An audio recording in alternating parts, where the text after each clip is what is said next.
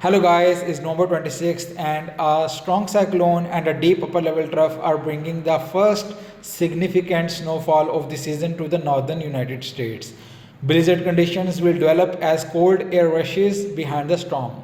This system continues moving east across the Great Lakes today and tonight. The heaviest snow will fall along the Lake Superior snow belt. That includes Duluth and the Arrowhead region in Minnesota and Marquette and Hougton in Michigan, where totals over a foot are likely with blizzard conditions during the day. For the rest of the Great Lakes, rain will change to snow by Thanksgiving morning. Cities like Chicago, Illinois, Detroit, Michigan, Cleveland in Ohio, and Buffalo in New York will see windy conditions and lake effect snow developing behind the storm, especially across the lower Great Lakes into Friday.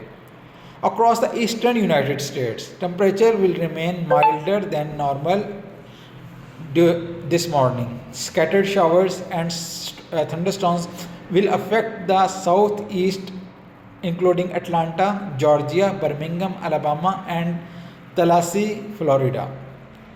New England, including Boston, Massachusetts, and Portland, Maine, will see steady rain ending this morning.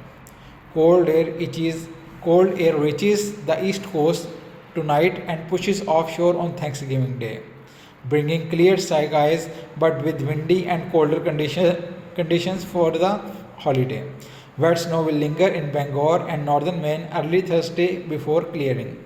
By Friday morning, polar air settles across the central and eastern US with freezing temperatures reaching as far as south as Florida, Panhandle, including Pensacola and Florida. In the contrast, western United States stays milder through Thanksgiving. The Pacific Northwest, including Seattle, Washington, Portland, Oregon, will get rounds of low elevation rain and mountain snow. Snow increases in Billings and Great Falls, Montana by Friday morning as Arctic air pushes in from the north. Across the southern Texas, thunderstorms early today, affecting cities like Houston, Corpus Christi, will gradually taper off as cold front moves south. Follow for more updates.